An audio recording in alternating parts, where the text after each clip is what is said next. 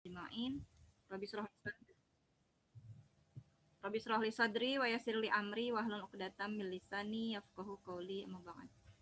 Alhamdulillahirabbil alamin, bertemu kembali dengan adik-adik tercinta. Terima kasih Dek Silvi telah memberikan kesempatan kembali untuk berbagi. Mungkin sambil nyiapin ininya ya Dek.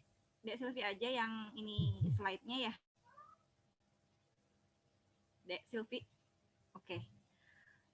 Hari ini kita akan membahas tentang sesuatu yang sudah cukup membuat bulu kuduk merinding mungkin ya, seperti itu.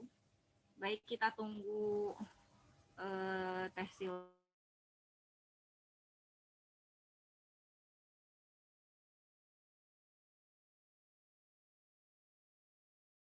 untuk bisa berkumpul hari ini, untuk bisa Bentar, Afwan, untuk yang lain terdengar ya? Kalau di saya kok kecil ya?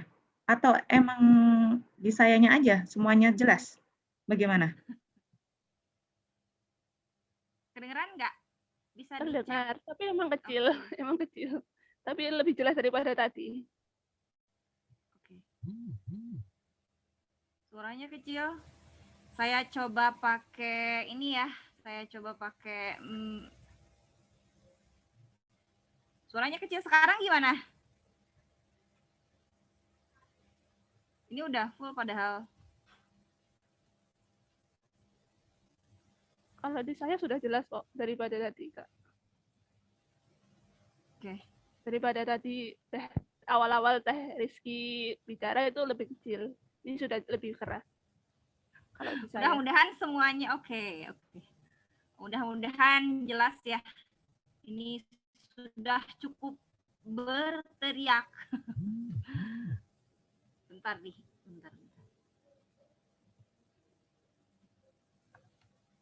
Udah di screen? Ini sebetulnya mohon maaf adik-adik, tadinya saya sudah membuat sudah membuat slide show yang cuman 10 slide gitu ya, lebih ringkas. Saya bikin sendiri, tapi ternyata ketinggalan laptopnya yang ada itunya. Jadi saya mempergunakan slide yang suka dipakai suami saya untuk membedah buku ini. Jadi buku ini gitu ya, buku ini itu adalah tulisan bersama. Intinya sih sebetulnya tulisan suami saya ya, cuman saya ya seperti biasa, seperti buku-buku sebelumnya yang sudah pernah kita bedah, ini saya sumbang saran gitu ya, sumbang saran, tapi yang menulis secara keseluruhan suami saya. Jadi saya ikut sumbang saran saja gitu ya terkait dengan buku ini. Jadi di sini ada berapa 57 slide PowerPoint, tapi nanti kita akan coba ringkas-ringkas saja gitu ya, karena ini detail sekali. Slide ini sudah disampaikan di berbagai macam forum, event kampus, di berbagai kampus dan di berbagai tempat gitu ya, sudah melanglang buana. Baik, sudah terlihat ya adik-adik sekalian. Nah, ini bukunya gitu ya. Nah, ini beberapa buku, ini bukunya. Jadi LGBT ilusi kaum liberal versus kaum intelektual. Kenapa disebut versus intelektual? Padahal kan orang-orang liberal itu juga sebetulnya orang-orang yang notabene kuliahnya tinggi-tinggi gitu ya. Tapi kita sebut versuskan dengan intelektual karena ini kita lihat gitu ya pemikiran-pemikiran orang ongkoh bahasa naon ya. Jadi mereka tuh kuliahnya tinggi gitu ya, ada yang profesor, doktor gitu. Tapi ketika memandang permasalahan ini ternyata banyak juga yang nyeleneh gitu, tidak sesuai dengan syariat Islam. Ini beberapa buku yang sudah ditulis suami saya karena ini slide beliau ya, jadi ya beginilah. Dilanjutkan Desilvi, langsung aja cepat. Nah, ini buku lain terus aja deh. Next. Ya ini dia buku yang akan kita bedah hari ini. Sebelumnya lagi. Next. Oke. Jadi tadi di poin-poin sebelumnya itu poin-poin yang dibahas di buku tersebut gitu ya. Di awal buku ini adalah terkait dengan peta sosial yang terjadi Jadi bukan peta sosial. Maksudnya peta LGBT gitu ya di dunia. Nah, kita lihat fakta-fakta yang terjadi ini Lihat di sini gitu ya, kita lihat film Upin Ipin itu ada tokoh LGBT-nya ya, Abang Salih gitu ya. Jadi dia seperti keperempuan-perempuanan, padahal itu film anak-anak gitu ya. Nah, di sini juga di berita-berita ini, terus ini juga ada kampanye-kampanye yang mereka sudah mulai masif gitu ya, memperlihatkan identitas mereka. Dilanjutkan, Dek Silvi. Pembahasan buku ini itu adalah membahas tentang peta LGBT di ranah internasional dan nasional. Nah, ini WA asli gitu ya. Ini WA asli, kebetulan alhamdulillah segala puji hanya bagi Allah. Suami saya itu termasuk salah satu terapis ruqyah juga, tapi sekarang karena kesibukan beliau sedang kuliah S3, jadi sudah jarang sekali meruqyah. Tapi ini bisa dilihat, ini tahun 2018 ya chatnya, ini tahun 2015 karena suami saya kebetulan sudah meruqyah dari tahun 2008.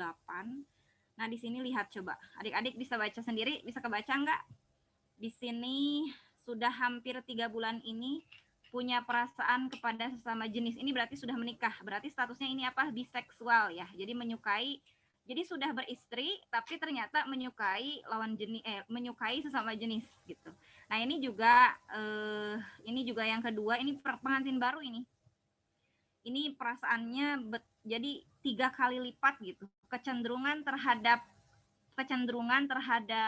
laki-laki itu 3 kali lipat daripada kepada istrinya sendiri. Bahkan di sini bisa adik-adik lihat belum melakukan hubungan suami istri dengan istrinya gitu ya, karena tadi tidak ada kecenderungan terhadap istrinya. Dilanjutkan, Dek Sil. Ini kasus nyata ya, ada 2 kasus dan sebetulnya tidak hanya ini. Ini hanya yang di ini saja. Banyak kasus lain sebetulnya. Nah, ini juga ada lagi ya ternyata. Nah, ini itu pernah melakukan ya. Ini tahun 2019. Jadi suami saya sering kali diundang ke beberapa kampus besar, termasuk pernah juga kalau tidak salah di daerah Jawa Tengah gitu ya. Nah, ini ketika beliau ini. Nah, ini juga ya, ini nyata gitu terjadi di dekat kita.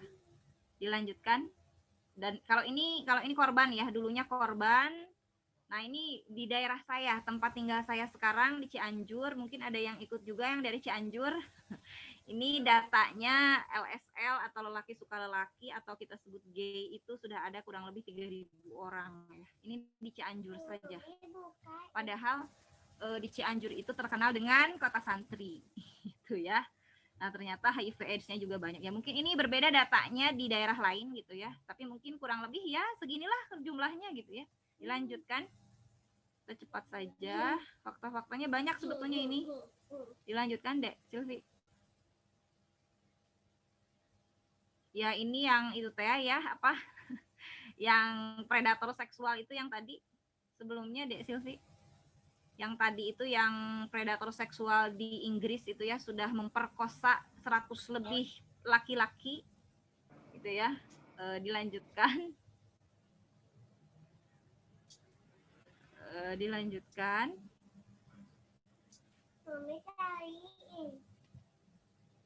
Dilanjutkan, Dek Silvinya kemana?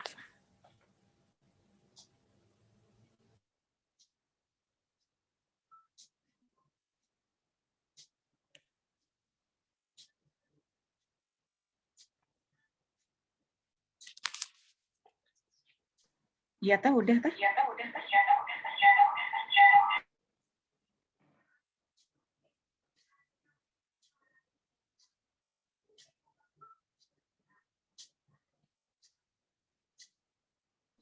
Oh, Teh Kikinya terlempar lagi sepertinya ya, teman-teman ya.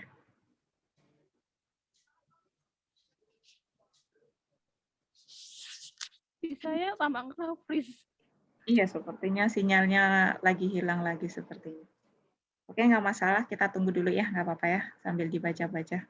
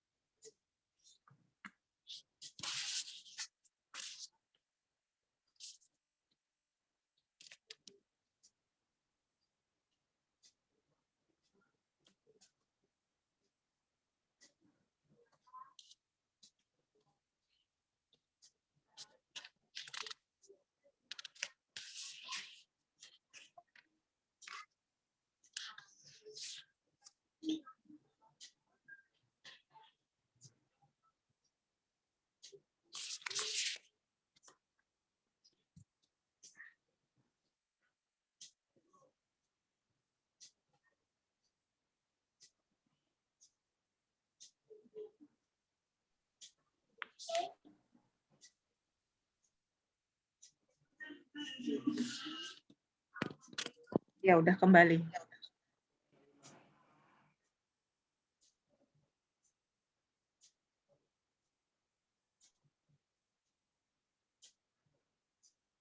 Masih di mute Teh suaranya Teh Kiki. Oke. Tertempat. Slide sebelum. Udah kedengeran? Iya, kedengaran, jelas. Oke. Slide sebelum ini. Sebelumnya tadi lagi yang mana ya tadi itu? Jadi ini sebetulnya sekelumit fakta yang terjadi. Nah, ini ya tadi itu yang seorang pria dari Indonesia gitu ya, sedang kuliah S3 kalau tidak salah, dan beberapa kali kuliah master, ini menjadi penjahat seksual di negeri orang gitu ya.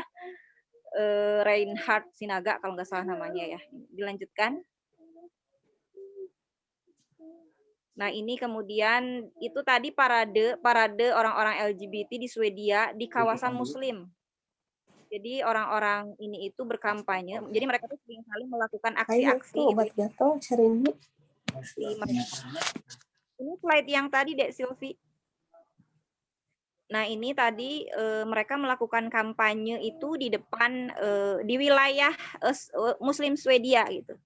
Nah, ini kan sesuatu yang sangat tidak etis sebetulnya gitu ya. Padahal mereka tahu gitu bahwa orang-orang Muslim itu ya tidak mengakui gitu dalam agamanya LGBT ini. Coba ini di Stockholm ya. Dilanjutkan. Jadi mereka itu identik dengan lambang pelangi. Jadi pelangi yang tidak diinginkan mungkin ya kan. Pelangi itu sebetulnya indah ya, tapi ini pelangi yang tidak diinginkan. Nah, ini dilanjutkan saja. Ini pernikahan-pernikahan sesama jenis. Jadi perlu adik-adik ketahui, setelah Amerika Serikat itu menghalalkan gitu ya, melegalkan pada tahun 2015 itu jadi lebih masif gitu, karena kita mengingat Amerika itu sebagai negara adidaya menjadi kiblat gitu ya negara-negara lainnya. Ini apalagi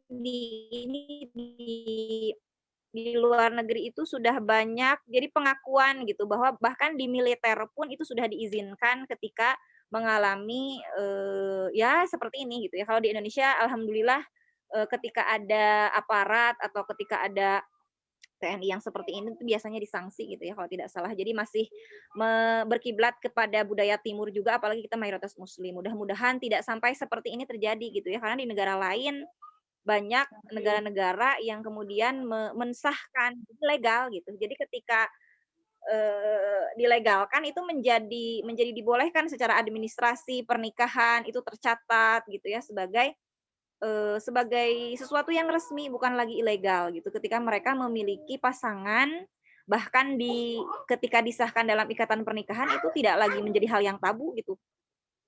Jadi ini sebetulnya lonceng kematian gitu ya, lonceng kematian yang dibunyikan sendiri oleh peradaban yang saat ini menjadi negara adidaya yang melingkupi dunia hari ini. Dilanjutkan. Dek, ditutup saya. Punten ya, ini tuh suami saya juga lagi ngisi kuliah sama nih. Ya, ini ya militer ya, di bidang militer juga. Jadi orang-orang yang ada di militer juga sudah tidak malu-malu lagi memperlihatkan identitas mereka. Dilanjutkan.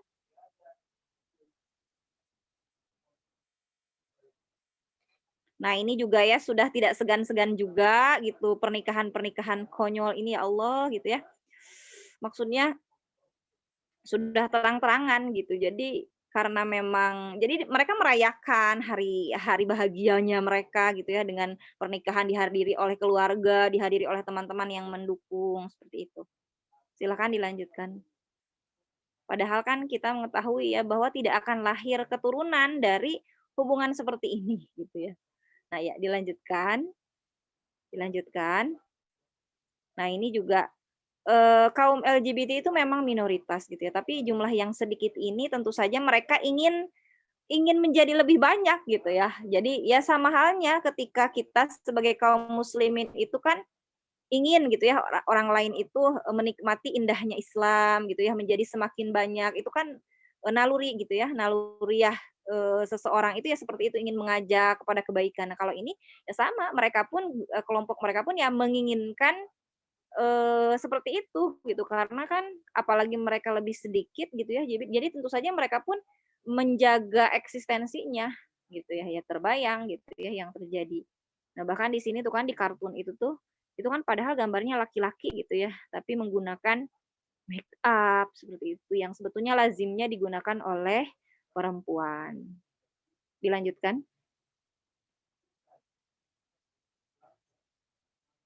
Nah, ini juga luar biasa lah ya, pokoknya mah sudah sedemikian luar biasanya. Dilanjutkan lagi deh Silvi, cepet aja deh. Ini tuh sebetulnya banyak banget. Nah, di sini lihat, ini tuh Kedutaan Besar Amerika Serikat di Jakarta mengungkapkan prihatin katanya dengan laporan tentang ketentuan anti LGBT yang dimasukkan ke dalam hukum syariah Aceh. Sebetulnya di daerah saya pun di Cianjur itu kan pernah ada tuh spanduk-spanduk besar gitu ya di depan sekolah, di depan kantor-kantor pemerintahan itu yang mewaspadai LGBT. Nah, itu ternyata itu sampai direspon oleh PBB gitu kan. Cianjur itu kota yang bukan kota besar gitu ya, pernah ada gitu. Jadi jadi ada semacam spanduk besar gitu ya yang di setiap instansi, di sekolah-sekolah gitu. Nah, ternyata itu disorot oleh PBB karena dipermasalahkan juga gitu, karena sekarang kan kampanye besarnya kita tuh harus ya tidak jadi masalah gitu LGBT itu, kita menerima. Jadi kita menghormati perbedaan. Jadi istilahnya tuh seperti itu hari ini. Jadi kita seolah-olah digiring untuk supaya menerima dengan ikhlas gitu apa yang terjadi pada mereka gitu. Nah, ini ya. Jadi 2015 26 Juni. Dilanjutkan. Jadi ini gaung sebelum Amerika mensahkan itu tahun 2015 sudah banyak negara-negara yang mensahkan atau membolehkan gitu. Tapi setelah Amerika ini tahun 2015 di Indonesia juga sudah mulai lebih berani gitu ya. Nah, ini juga ada sebuah isu-isu yang kemudian digulirkan bahwa Islam itu merangkul aktivitas ini. Bahkan ada cendekiawan muslim yang mengatakan bahwa sebetulnya Islam itu tidak melarang homoseksual dan lesbianisme gitu. Nah, ini kan sebuah tafsir yang sebetulnya bertentangan dengan syariah. Nanti kita bahas. Dilanjutkan. Jadi kita itu digiring untuk mengikuti mereka seperti itu. Nah, di sini luar biasa, bahkan gitu ya, di Amerika Serikat itu diidentifikasi bahwa 600.000 rumah tangga di seluruh Amerika dilaporkan merupakan pasangan sejenis. Ini kita lagi membahas masih fakta ya. Jadi baiknya memang setiap pembahasan itu analisis yang kemudian yang terakhir adalah solusi. Jadi kita sekarang lagi membahas fakta dulu. Dilanjutkan, Dek. Nah, ini perlu adik-adik semua ketahui bahwa mereka itu dinaungi oleh sebuah lembaga internasional namanya ILGA, singkatan dari yaitu bisa dibaca ya, International Lesbian, Gay, Bisexual, Trans and Intersex Association. Jadi ILGA ini dilanjutkan Desilvi itu tuh membawahi luar biasa banyak gitu ya. Nah, ini coba lihat berdiri belum lahir ya, saya lahir tahun 1988, ini ternyata sudah ada tahun 1978. Saya juga baru tahu setelah yang membaca ini buku suami ini gitu ya. Jadi gini, awal mulanya sebetulnya buku ini itu adalah tugas. Jadi ketika suami saya kuliah S2 ada tugas gitu ya. Tadinya beliau ingin menjadikan LGBT ini sebagai tugas akhir masternya gitu, tapi tidak jadi akhirnya karena makalahnya banyak gitu ya, hingga dijadikan sebuah buku gitu, dan ternyata ya memang faktanya luar biasa. Nah, di sini membawahi 1.100 organisasi anggota gitu ya, luar biasa. Nah, kemudian di sini di Indonesia. Nah, ini juga mungkin kita rada asing ya kalau dengan mendengar Lambada ini berdiri tahun 82, ini juga saya belum lahir. Nah, kesini gitu ya. Kemudian tahun 2008 ini ada Gaya Nusantara. Ini situs-situsnya bisa dilihat, mungkin ada buat apa ya, dilihat juga di sini juga cukup mungkin ya. Nah, ini Gaya Nusantara disingkat GN itu tahun 87 gitu ya. Kemudian nah ini didukung oleh USAID. USAID itu jadi sebuah lembaga atau yayasan semacam itu ya. Jadi dana yang dari rakyat Amerika gitu. Bahkan PBB juga ini mendukung gitu kampanye ini seperti itu. Jadi didukung oleh secara global memang sedang digencarkan. Nah, ini Arus Pelangi, ini situsnya gitu ya. Jadi ini di screenshot dari situsnya. arus pelangi ini, makanya kenapa ini memilih arus pelangi mungkin karena memang lambangnya juga pelangi gitu ya. Dilanjutkan. Jadi sekarang itu mereka sudah terjun ke ranah kebijakan. Kalau dulu kan ya kita ingin diakui, jadi bukan hanya sekedar itu, mereka sudah masuk gerakannya itu sudah masuk ke dalam ranah kebijakan seperti itu. Dilanjutkan. Bahkan ada banyak organisasi-organisasi. Nah, ini bahkan ini ada laporan gitu ya, tahun 2013 itu ada laporan, ini kalau dibaca silahkan dibaca sendiri gitu ya, bahasa Inggris dan sebetulnya saya pikir ini mencengangkan gitu. Oh, ternyata sudah sampai sejauh ini pergerakannya. Makanya pergerakan dakwah gitu ya, kayak IMA seperti ini, terus kelompok-kelompok dakwah yang banyak di Indonesia ini ya tentunya harus jangan kalah gerak gitu ya, harus tetap bergerak karena mereka pun bergerak masif gitu. Jadi kita pun jangan kalah gerak gitu. Ya alhamdulillah ya sekarang sudah banyak kajian-kajian yang luar biasa dan kita pun harus sudah memahami gitu ya betapa banyak masalah di negeri ini termasuk ini. Nah, ini ya Yayasan Gaya Dewata ini di Bali ini.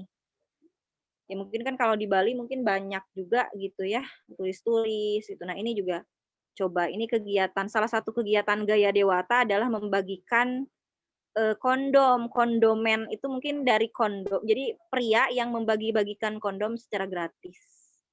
Nah, ini luar biasa ya. Dilanjutkan.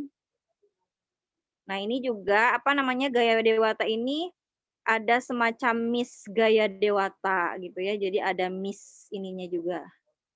Dilanjutkan, coba luar biasa event-eventnya ya. Ya Allah, ya Karim. Nah, ini dilanjutkan lagi Dek Silvi, terus sajalah. Nah ini sebetulnya adik-adik sekalian, teteh-teteh semua gitu ya. Ini kita perlu menyadari bahwa hal ini adalah sesuatu yang harus diwaspadai karena bertentangan dengan Islam sebetulnya gitu ya. Dilanjutkan. Kita sekarang mungkin akan membahas ke analisis gitu ya. Jadi sebetulnya bagaimana sih pandangan Islam memandang ini semua? Jelas di surat Al-A'raf ayat 80 sampai 81 ini dikatakan gitu ya bahwa tidak ada seorang pun di dunia ini, bahkan kalau yang saya dengar kajiannya sebelum kaum Lut itu melakukan aktivitas homoseksual atau kita sebut liwat, ini tidak ada seorang pun yang pernah melakukan aktivitas liwat tadi gitu. Tidak ada yang melakukan aktivitas liwat ini selain mereka gitu. Dan ini kan ditemukan situsnya ya, ini gambar asli. Jadi hubungan sejenis yang ditemukan situs kuno. Seperti itu. Dilanjutkan. Ini nauzubillah min dzalik ya. Jadi teteh-teteh sekalian, akhwat fillah semua, mereka-mereka yang mengatakan bahwa homoseksual ini tidak maksudnya dibolehkan dalam Islam, kan ada ya yang pendapat yang mengatakan bahwa Islam itu tidak melarang liwat seperti itu. Mereka mengatakan bahwa kenapa kaum Nabi Lut itu diazab, jadi bukan, mereka menganggap kaum Nabi Lut ini diazabnya bukan karena homoseksualnya, tapi karena memang kezoliman yang ada pada mereka. Padahal kalau misalnya kita memahami dari tafsir-tafsir Al-Qur'annya, yang dimaksud kemaksiatan kaum Nabi Lut itu kan memang banyak gitu ya. Terutama kemaksiatan yang mereka lakukan yang belum pernah dilakukan oleh kaum sebelumnya, itu ya tadi aktivitas liwat tadi gitu ya, homoseksual liwatku gitu ya. Nah, padahal Allah itu sudah memberikan peringatan itu dalam bentuk luar biasa ya. Pandangan mereka dibutakan, kemudian Allah sudah mengirimkan suara yang sangat keras gitu ya. Kemudian dilanjutkan, ini azab yang mengenai kaum Nabi Lut, ini luar biasa. Kemudian yang selanjutnya, nah, bumi yang mereka tempati itu diangkat dan dibalikkan gitu. Kemudian dihujani dengan batu dari tanah yang keras dan terbakar secara bertubi-tubi. Bahkan kalau tidak salah di situs Pompei itu kan ada ya. Jadi luar biasanya tuh Allah tuh mengabadikan gitu ya. Jadi aktivitas mereka kemudian ketika terjadi musibah itu ternyata terabadikan gitu aktivitas mereka itu. Nauzubillah min dzalik gitu ya. Allah itu merekam jejak-jejak kemaksiatan mereka untuk apa? Untuk kita merenungkan gitu apa yang terjadi pada mereka jangan sampai terjadi pada kita. Ah dah kita mah kan nggak melakukan itu. Oh ternyata tidak cukup seperti itu, tidak cukup hanya menghindari itu, tapi kita pun perlu menyadarkan mereka, kemudian perlu mengedukasi orang-orang yang belum terjun kepada kemaksiatan itu untuk waspada, untuk agar tidak terjadi seperti itu, gitu ya. Nah ini banyak ini dalil-dalil umum gitu ya terkait dengan kerusakan-kerusakan yang terjadi di alam raya ini bisa jadi diakibatkan karena ya tadi aktivitas-aktivitas kemaksiatan yang dilakukan oleh manusia. Kalau dulu kan Nabi Lut itu ya terkena kaum Nabi Lut itu kan dikenal dengan kemaksiatan itu gitu ya. Tapi hari ini ternyata umatnya Nabi Muhammad Shallallahu Alaihi Wasallam semua kemaksiatan tuh kok rasa-rasanya ada gitu ya, diulang kembali di hari ini gitu dan mudah-mudah tapi luar biasanya yang pernah saya dapati keterangannya gitu ya. Jadi azab untuk kaumnya Nabi Muhammad itu ditunda. Kalau dulu kan langsung gitu ya, langsung di ini karena ini menjadi memberikan kita waktu untuk bertaubat. Makanya kenapa Allah memberikan azab gitu ya dalam bentuk azab itu supaya kita mengingat lagi gitu. Supaya mengingat apa sih kesalahan kita, kenapa sampai Allah memberikan berbagai macam bencana ini. Jadi kalau bencana itu tidak hanya mitigasi bencananya gitu ya, tapi kalau dikembalikan kepada nafsiyah ya tadi, kemaksiatan apa yang sudah kita lakukan sehingga Allah memberikan azab itu. Dilanjutkan. Nah ini udah tadi ya, kota santri ya pernah ikut, ada yang ikut ini. Nah, kalau misalnya ditilik dari permasalahan ini ya, di buku ini tuh dibahas, ada terkait dengan dari sudut pandang sains gitu ya. Jadi pernah ada yang mengatakan bahwa homoseksual itu bersifat genetik. Jadi ada yang mereka sebut gen XQ28. Jadi ada seorang ilmuwan yang mengklaim gitu ya bahwa orang-orang yang gay itu secara genetik gitu. Jadi bawaan. Kalau bawaan mau gimana lagi gitu ya, sama dengan penyakit. Jadi mereka seolah-olah menggiring opini bahwa menjadi gay itu bukan maunya kita gitu, tapi memang sudah ada bawaannya secara genetik. Mereka katakan ada yang disebut dengan gen XQ28.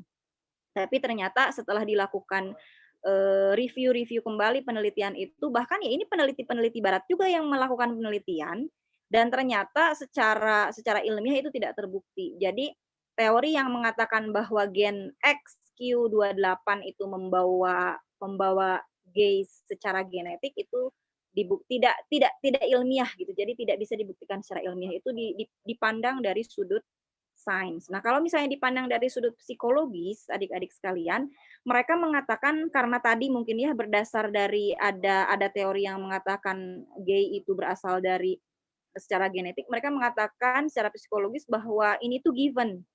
Given itu ya diberikan oleh Allah gitu, diberikan oleh Tuhan. Jadi gay ini memang sudah dari sananya gitu. Nah, ini juga kita harus bantah gitu ya, karena hal itu tuh kalau misalnya kata Profesor Prof Dadang Hawari gitu ya, rahimahullah, beliau sudah wafat, mudah-mudahan beliau diberikan ampunan, diberikan kelapangan dalam kuburnya gitu ya. Nah, beliau mengatakan bahwa untuk menjadi seseorang yang homoseksual memiliki kelainan ini gitu ya, kelainan kecenderungan seksual itu tidak terjadi tiba-tiba, itu banyak faktor yang terjadi gitu, banyak faktor yang mempengaruhi. Jadi bukan karena faktor tadi gen gitu ya, tidak. Nah, dilanjutkan. Nah, kemudian yang ketiga ini adalah faktor kesehatan gitu. Dan mereka pun anehnya gitu ya, ada juga yang mengklaim bahwa yang terjadinya ini tuh ya bukan karena homoseksual gitu, tapi yang saya dapatkan informasinya gitu dari berbagai macam data, ternyata memang orang-orang gay ini memang menyumbang angka yang sangat besar terhadap angka kejadian HIV. HIV ini HIV AIDS gitu ya, kan suka disebutnya tuh sekalian ya HIV garis miring AIDS. Itu orang yang HIV belum tentu AIDS, tapi kalau yang AIDS itu pasti dia HIV. Karena kalau HIV itu kan virusnya ya, human immunodeficiency virus. Kalau AIDS itu adalah sindromanya. Jadi kalau sudah ada muncul beberapa gejala karena akibat dari virus ini, dia akan menjadi AIDS. Itu masa jendelanya, masa ini juga bisa lama. Bisa jadi dia hidup dengan HIV tapi tanpa gejala gitu. Tapi biasanya kalau sudah AIDS itu kalau sudah terkumpul berbagai macam gejala. Belum lagi memang penyakit-penyakit yang timbul itu memang penyakit-penyakit yang berhubungan dengan kelamin gitu karena aktivitas ini. Ya mungkin bukan mungkin ya ini salah satu azab dunia yang Allah berikan kepada para perilaku kemaksiatan ini dan sedihnya gitu ya. Ternyata tidak hanya mengenai pelaku kemaksiatan ini kan adik-adik tadi sudah dilihat ya, misal suaminya punya kecenderungan biseksual. Yang tertular siapa? Ibu-ibu rumah tangga bahkan. Nah, jadi tren angka kejadian HIV itu kan yang terakhir saya ikut seminarnya itu justru banyaknya itu di ibu-ibu rumah tangga. Kenapa ya? Karena diduga tadi suaminya dalam tanda kutip jajan di luar gitu ya, kembali ke rumah membawa penyakit tersebut. Jadi kan akhirnya tertular ke istrinya, tertular bahkan kepada bayi yang baru lahir gitu. Jadi trennya juga ada banyak bayi-bayi yang juga lahir sudah HIV. Kan menyedihkan, jadinya merembet gitu ya kemana-mana. Dilanjutkan. Nah ini juga Yayasan Gaya Dewata itu ada berbagai kegiatan-kegiatannya ya untuk mendukung tadi perilaku mereka itu. Nah sedangkan ya dalam paradigma Islam, nah kita akan coba bahas bagaimana paradigma Islam itu yang membahas ini semua. Ya tentu saja kita semua paham ya bahwa Islam itu mengharamkan aktivitas ini semuanya gitu ya, semuanya juga udah tahu lah gitu ya. Nah kita akan coba bahas lagi dari Silvi. Nah, pelajaran penting. Iya, saya. Iya, iya. Maaf ya, ini ada iklan nih, ada Nona nih samping saya. Mau apa saya? Ya. Ya, dilanjutkan aja. Jadi tidak selayaknya seorang mukmin itu jatuh kepada lubang yang sama 2 kali. Maksudnya ketika kita sudah mengetahui satu hal gitu itu teh salah, udah tahu salah, jangan sampai justru kecebur ke situ gitu ya. Nah, ini dilanjutkan. Bagaimana Dek, tutupin sayang suara Abi kedengeran, Nak. Nah,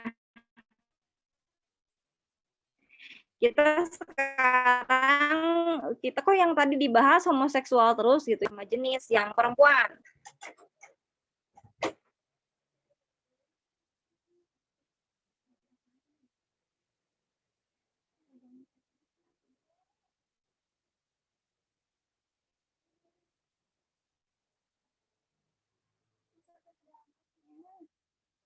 Bentar ya, izin sebentar.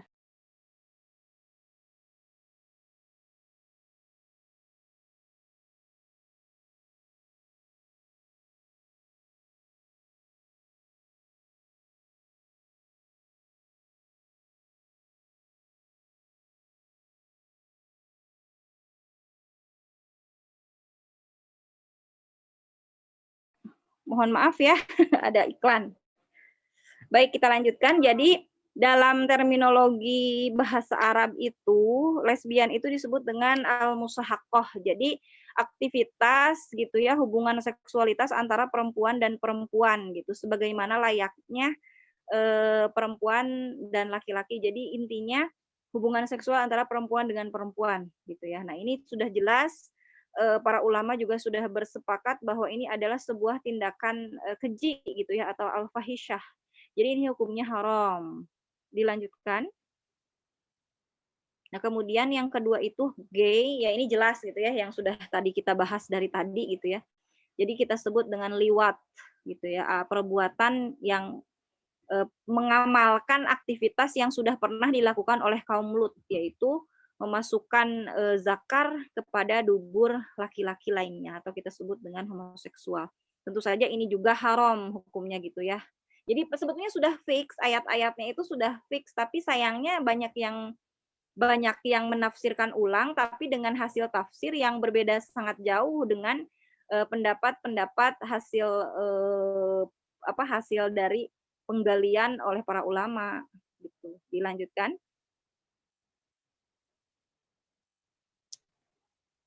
Nah ini masih gitu ya.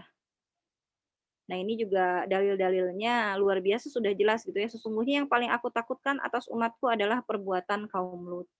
Kemudian Allah tidak akan memandangi seorang laki-laki yang datang. Ini luar biasa ya kalau bahasa Al-Qur'an, bahasa hadis itu tidak vulgar ya coba. Jadi disebutnya itu mendatangi gitu ya.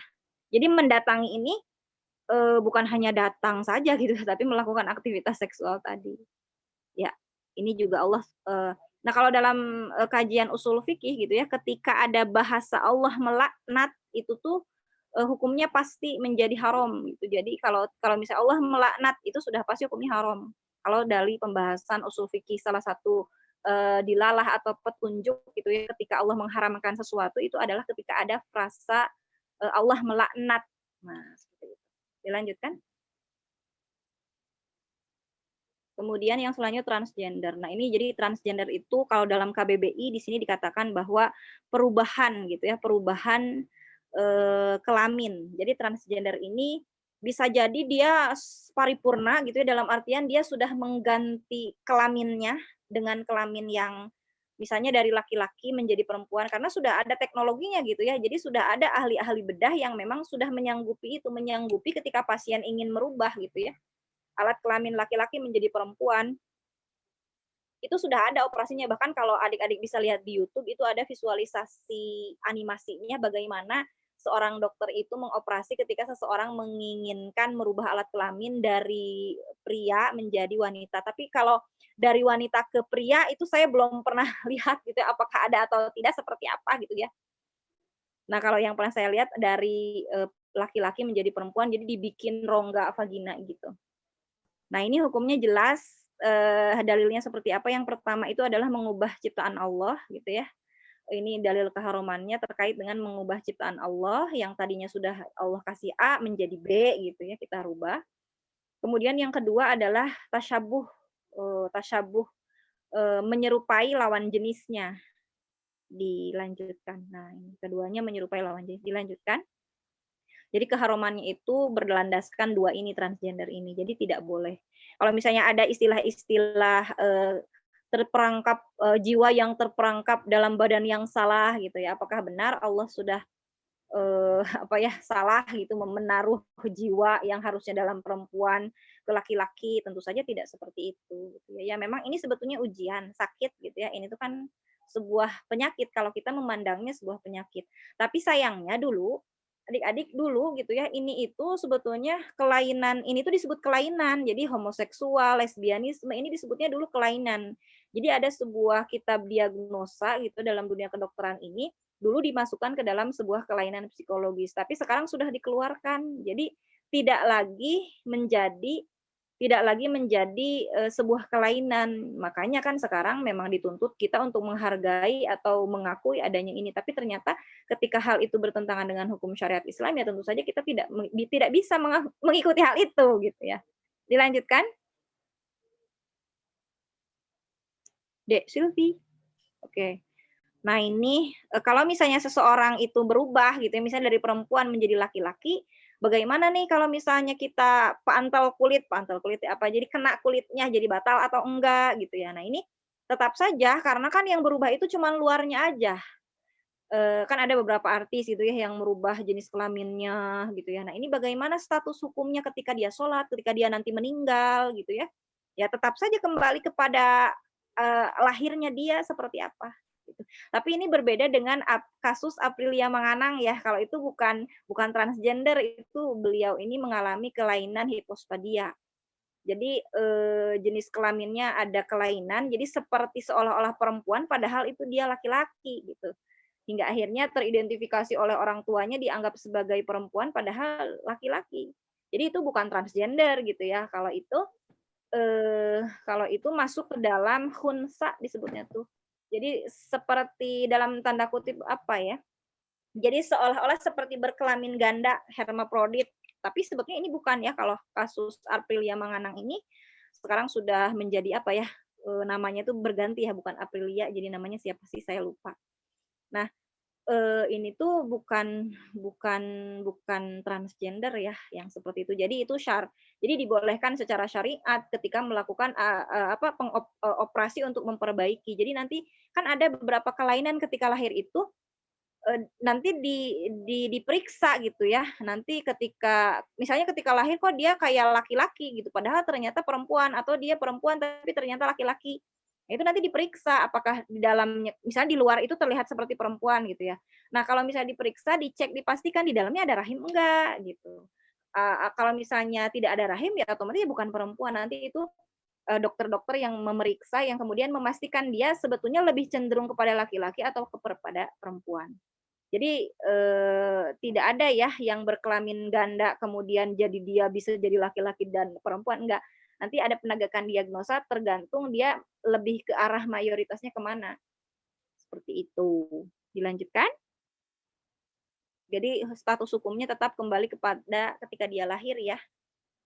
Nah ini dalam Islam, ini kita berbicara hukum syariat Islam dulu gitu ya, karena saat ini memang tidak ada hukuman yang bisa diterapkan kepada pelaku LGBT ini karena undang-undangnya tidak mengatur hal itu.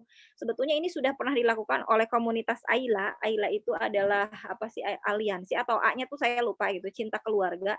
Itu sudah pernah dilakukan judicial review kepada Mahkamah Konstitusi kepada Mahkamah Agung gitu ya, tapi ditolak. Jadi sudah pernah dilakukan gitu ya, lobby-lobby terkait dengan perilaku gay ini harus dihukum gitu ya, tapi ternyata ditolak oleh MA.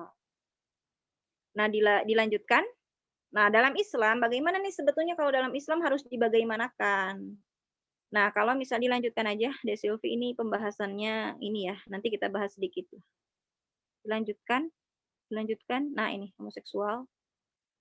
Nah, jadi di dalam Islam pelaku homoseksual itu gitu ya, dihukum itu dinaikkan ke atas bangunan yang paling tinggi di daerah ini kemudian dijatuhkan dengan terbalik. Jadi dihukumnya itu adalah dijatuhkan dari tempat yang tinggi dalam kondisi terbalik.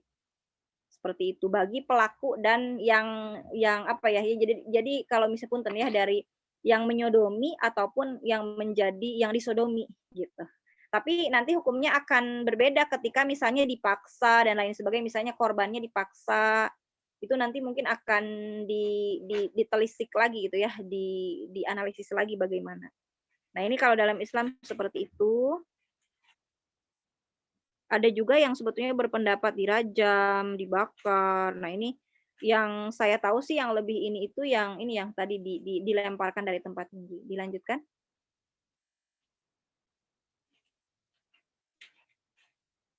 Lesbianisme. Nah, kalau jadi kalau tadi homoseksual itu masuk kepada hudud ya.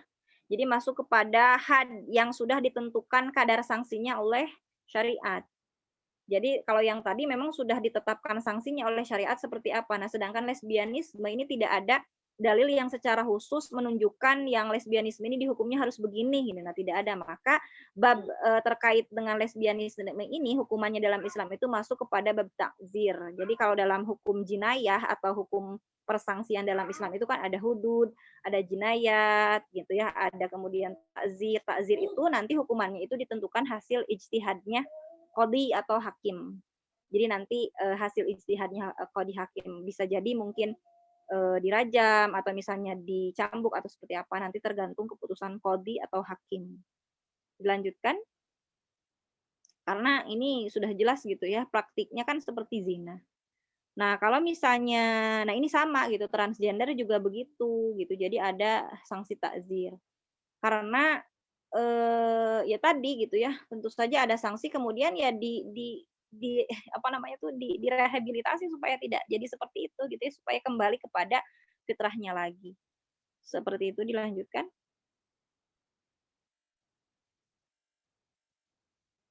Nah, ini sebetulnya ya di sini kita lihat analisa ininya. Kan ini tuh ada frasa apa di sini tuh? Fajlidu. Ini itu yang diserunya siapa? Nah, yang jadi pertanyaan kan tadi ada sanksi-sanksi gitu ya, ada sanksi-sanksi yang diterapkan, yang seharusnya diterapkan kepada pelaku ini. Nah, kemudian bagaimana teh gitu ya, kan sekarang tidak diterapkan, jadi kumaha gitu ya. Padahal yang diseru oleh ayat ini gitu ya, yang melakukannya itu adalah penguasa, sedangkan hari ini penguasa yang ada tidak menerapkan hukum itu. Jadi harus seperti apa? Apakah kita menerapkan hukum itu sendiri apa gimana ya? Tidak. Jadi kita tidak bisa menerapkan hukum-hukum tadi itu sendiri gitu ya. Makanya untuk saat ini yang bisa kita lakukan ya hanya edukasi, karena tidak bisa kita misalnya oh dia homoseksual gitu ya. Kemudian kita rajam rame-rame sekonyong-konyong ya nggak bisa juga. Karena penerapan sanksi ini hanya sah dilakukan oleh penguasa yang menerapkan hukum syariat Islam secara sempurna. Dilanjutkan.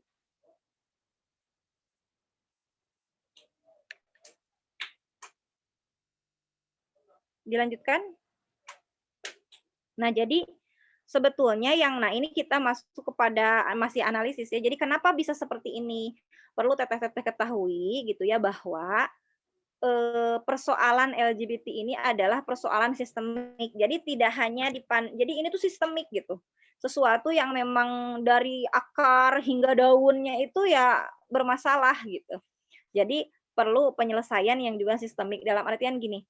Kan kita ini hari ini gitu ya, kita itu ada dalam sebuah keluarga, ada dalam sebuah masyarakat, kemudian ada dalam sebuah peradaban. Nah, hari ini peradaban kita tidak berada dalam peradaban Islam, tapi ada di bawah peradaban yang didominasi oleh pemikiran-pemikiran yang sekuler gitu. Pemikiran yang mendominasi hari ini kan pemikiran yang memisahkan antara agama dengan kehidupan. Jadi yang tadinya dalam Islam itu dilarang bisa jadi ya justru bisa dimaklumi gitu. Makanya PR kita hari ini berarti gitu ya.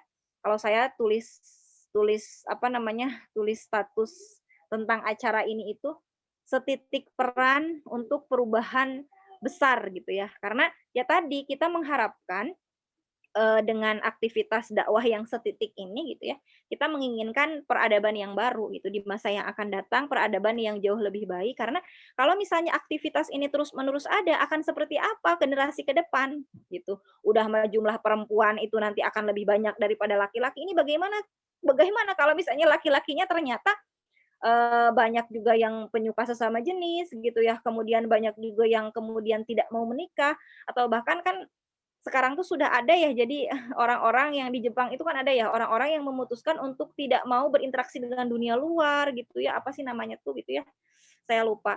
Jadi kalau misalnya terus-terusan seperti ini akan jadi seperti apa manusia ke depan gitu ya.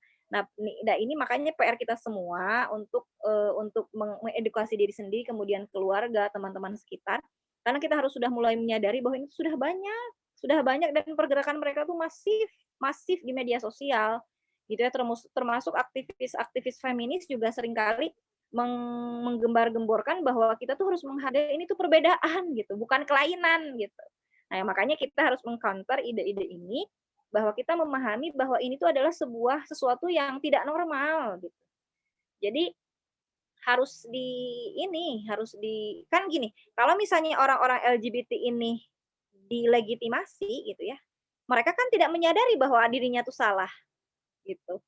Jadi justru harusnya gitu ya, masih mending gitu ya tadi ketika ada yang di WA mengatakan, "Ustadz, saya itu menyadari ini tuh nggak boleh," gitu ya, "harus bagaimana?" Itu kan sudah ada ikhtiar. Jadi mereka tuh menyadari bahwa ini tuh sebuah kesalahan, tapi ketika ada orang yang melegitimasi, ketika ada orang yang mengatakan bahwa ini tidak apa-apa, ini adalah sebuah keragaman, yang tadinya mau sembuh, oh ternyata ini juga nggak apa-apa ya gitu. Jadi menghalangi pemahaman-pemahaman seperti ini, menghalangi upaya mereka untuk menjadi kembali fitrah lagi gitu. Karena bisa sembuh ini tuh. Kan ada ya kalau tidak salah siapa sih artis dulu tuh pernah dulunya lah perempuan gitu, tapi ternyata punya keinginan yang kuat untuk sembuh hingga akhirnya sembuh kembali menjadi laki-laki normal dan kembali menjalani kehidupan keluarga sebagaimana mestinya.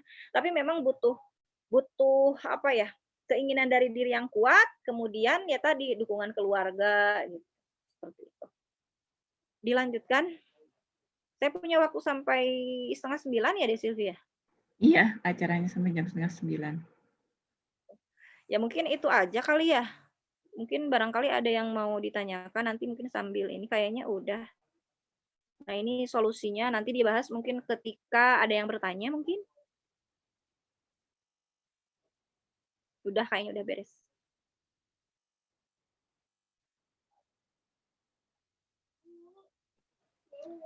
Ya, alhamdulillah pemaparan materi yang disampaikan oleh Teh Kiki udah selesai untuk teman-teman. Mungkin di sini ada yang ingin didiskusikan atau ingin ditanyakan terlebih dahulu. Acaranya kalau di di pamflet itu emang sampai jam 8:30. Tapi karena tadi kita agak sedikit molor, jadi dipersilakan buat teman-teman kalau ada yang ingin didiskusikan. Seperti itu. Ada yang mau ditanyakan? Atau ini Teh, sebelum mungkin teman-teman bertanya, ini pertanyaan pancingan gitu ya kali ya. Tadi kan disampaikan apa ya tadi yang masuknya ya, bahwasanya kalau ada yang dia emang bukan dasarannya, dia memiliki kelamin ganda gitu ya mungkin ya.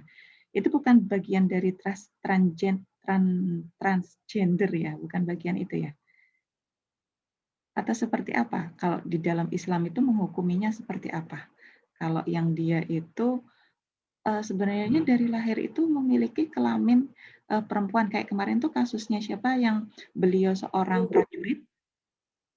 Iya, suara Teteh kemut bukan? Oh, enggak. Ya yang kasusnya prajurit itu Teh. Nah itu bagaimana Islam memandangnya?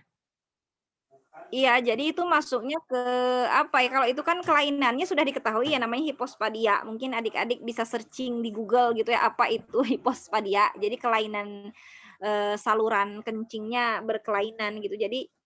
Jadi kan ada kelainan bentuk luar, kemudian juga ternyata dalamnya juga ada kelainan. Jadi sehingga kayak mirip perempuan. Jadi kalau itu bukan hermaprodit ya, jadi bukan kelamin ganda kalau yang Aprilia menganang itu, tapi hipospadia.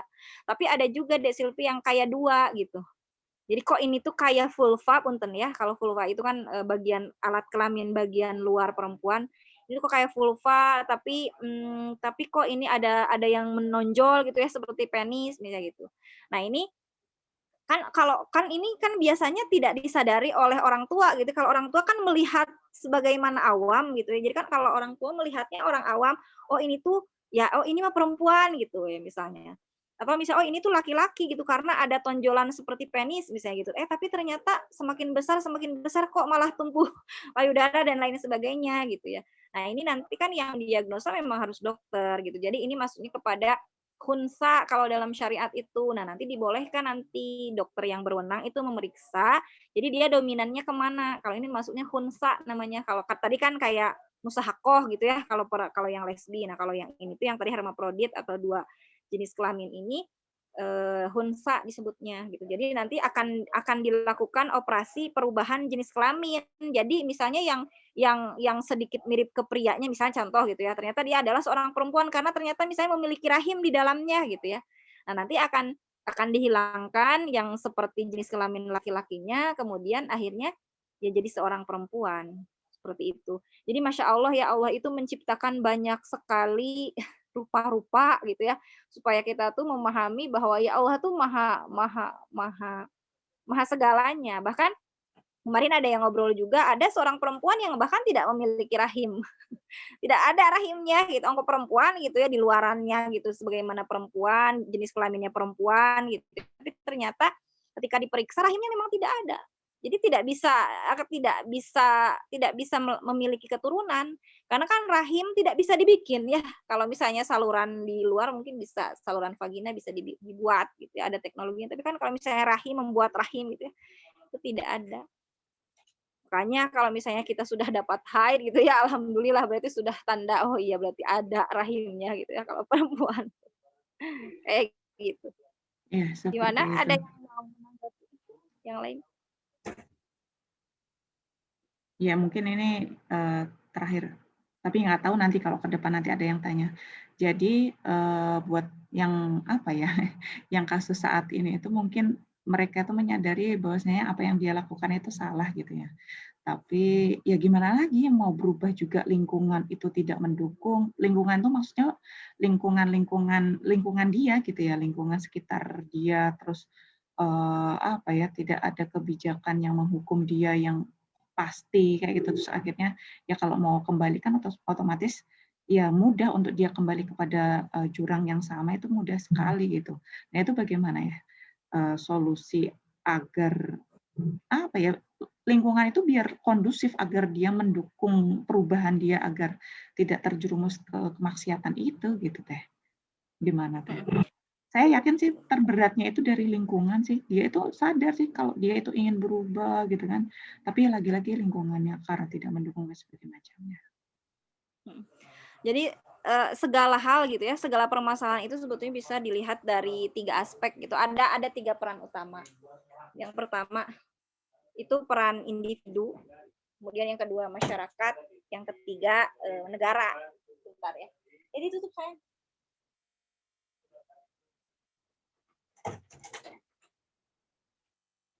Nah, jadi kalau misalnya dari ranah individu kita lihat ininya gitu. Kalau dari ranah individu berarti yang pertama ya niat untuk berubahnya itu harus kuat. Kemudian dia mencari berbagai macam link bagaimana upaya penyembuhan. Ini kalau misalnya punya teman yang ingin berubah mungkin bisa direkomendasikan ini secara ranah individunya bisa menghubungi Aila. Aila. Jadi situ banyak AILA gitu ya, AILA. Jadi komunitas ini menyediakan sarana untuk kemudian kembali lagi menjadi fitrah atau buku-bukunya juga ada gitu dari Aila. Nah, kemudian yaitu dari ranah individu seperti itu. Kemudian masyarakat ya tentu saja keluarga gitu. Jadi keluarga itu tidak boleh melegitimasi atau misalnya oh iya deh nggak apa-apa gitu ya. Nggak apa-apa kamu kayak gini saya terima ya nggak begitu gitu ya. Harusnya tidak menerima itu, tapi ya tadi karena kan harusnya mah kan dihukum ya kalau dalam Islam berarti nggak ada kalau hukum Islamnya sudah diterapkan tidak akan ada yang berkeliaran yang sudah melakukan karena kan dihukumnya ya dihanguskan gitu ya. Tapi karena saat ini belum ada penerapan itu berarti ya tadi gitu ya kita ajak supaya ya kembali lagi kepada jalan fitrah. Ya tadi berarti kan harus memang merubah lingkungan dan lain sebagainya karena mereka kan komunitasnya sedikit ya. Jadi lebih cemburu. Kan suka dengar nggak cerita-cerita gitu ya misalnya pasangan gay gitu ya kemudian saling membunuh mereka tuh pasti lebih posesif karena mereka lebih sedikit jadi kan kalau kehilangan pasangannya tuh hese deh gitu ya susah lagi nyarinya gitu ya karena komunitas mereka lebih sedikit tapi sayangnya yang dihukumi oleh negara itu bukan aktivitas liwatnya tapi aktivitas pembunuhannya biasanya begitu jadi kalau aktivitas liwatnya homoseksualnya itu tidak ada hukum yang bisa menghukum itu coba deh adik-adik kalau misalnya mendengar misalnya digerebek gitu ya misalnya pesta seks di mana gitu ya pesta seks homoseksual di mana gitu ya akhirnya yang dilakukan apa kalau misalnya terjadi penyalahgunaan narkoba misalnya yang dihukumnya kan penyalahan narkobanya jadi bukan aktivitas seksual yang menyimpangnya itu yang dihukuminya gitu nah makanya upayanya Ayula ini juga ternyata tidak berhasil gitu ya untuk memasukkan pasal-pasal yang akan menjerat perilaku ini gitu. Tapi ternyata ya tadi gitu ya. Jadi tentu saja ini memerlukan peran negara yang memang menerapkan syariat Islam gitu. Makanya ya sekarang mah kita fokusnya kepada kita yang misalnya nggak kebayang teh aku mana nggak punya temen yang kayak gini gitu ya. Kok jauh amat sih aku tuh gitu. Maksudnya tuh kan ada ya kayak teteh misalnya kan nggak bukan teteh ya. Kalau teteh kan sering ada informasi dari suami misalnya ada yang gini kan ada tuh teman-teman mungkin yang nggak pernah sama sekali kebayang kok ada sih komunitas yang begini gitu ya. Tapi ya ternyata memang ada yang seperti itu. Berarti kita harus waspada juga gitu ya. Ini kan PR besar nih kita semua muslimah gitu ya.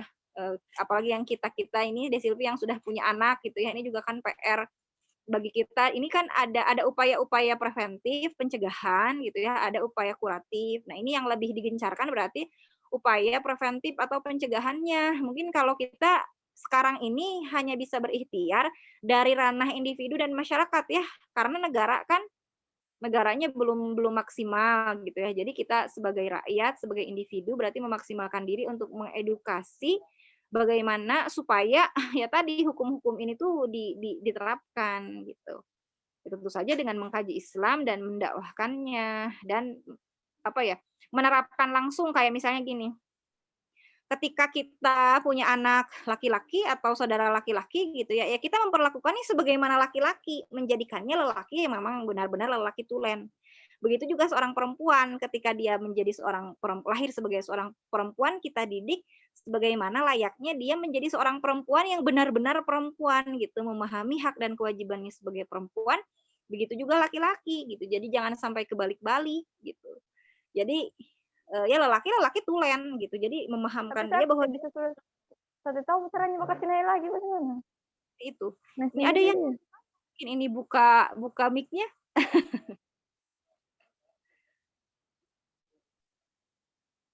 Ya, itu mungkin ya dari pembahasan kita kali ini. Sebelum saya tutup, ada yang mau ditanyakan? Sudah cukup?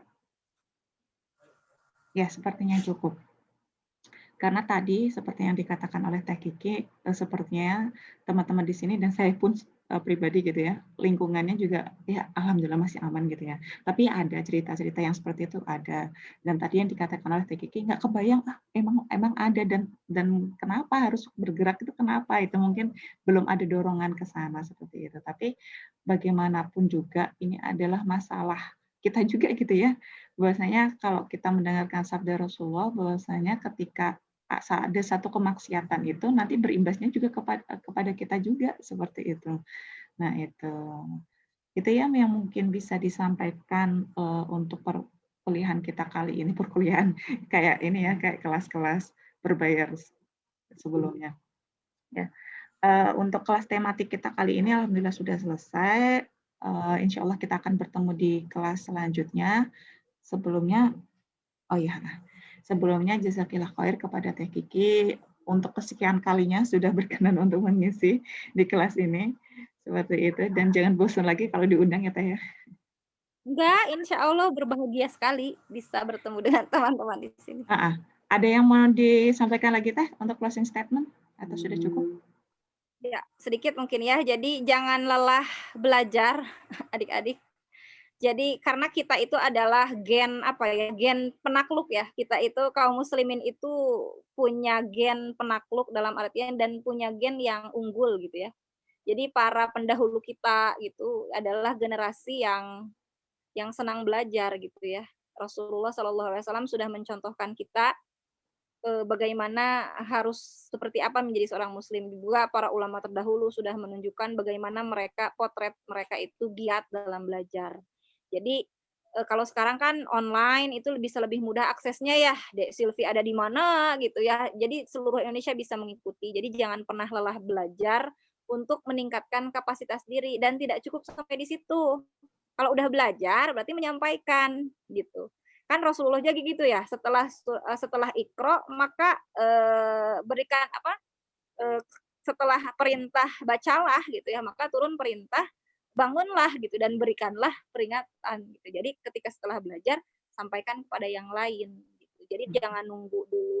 Aku makan belum soleh. Kalau misalnya untuk menyampaikan kebaikan tidak harus menunggu kita baik dulu gitu. Jadi intinya menuntut ilmu dan janganlah menuntut ilmu dan berdakwah. Mungkin itu aja dari Silvi. Jadi dakwah itu bukan hanya jadi pemateri ya, ngobrol ke teman, ngasih tahu teman, ngasih tahu keluarga itu juga aktivitas dakwah. Itu mungkin mohon maaf segala kekurangan, mudah-mudahan ada kesempatan lain untuk bisa berbagi lagi di sini dengan tema-tema lain yang lebih menarik. Itu mungkin. Ya, terima kasih sekali lagi buat teman-teman juga jazakumullah khair ya sudah bergabung dan meluangkan waktunya pada malam hari ini sampai larut malam ya enggak melarut malam juga tapi ya cukup malam. Jadi semoga apa yang disampaikan pada malam hari ini bisa menambah sakofah Islam gitu ya, bisa menambah keilmuan kita. Mohon maaf apabila ada salah-salah kata. Insya Allah kita akan bertemu di lain kesempatan. Saya langsung akhiri ya. Kita akhiri dengan membaca istighfar. Astagfirullahaladzim. Astagfirullahaladzim. Doa akhir majelis. Subhanakallahumma asyhadu an la ilaha illa anta astaghfiruka wa atubu ilaik. Dan alhamdulillahirabbil alamin. Wassalamualaikum warahmatullahi wabarakatuh. Ya, terima kasih. Malam Angga. Waalaikumsalam warahmatullahi wabarakatuh. Ya, oke. Saya akhiri ya.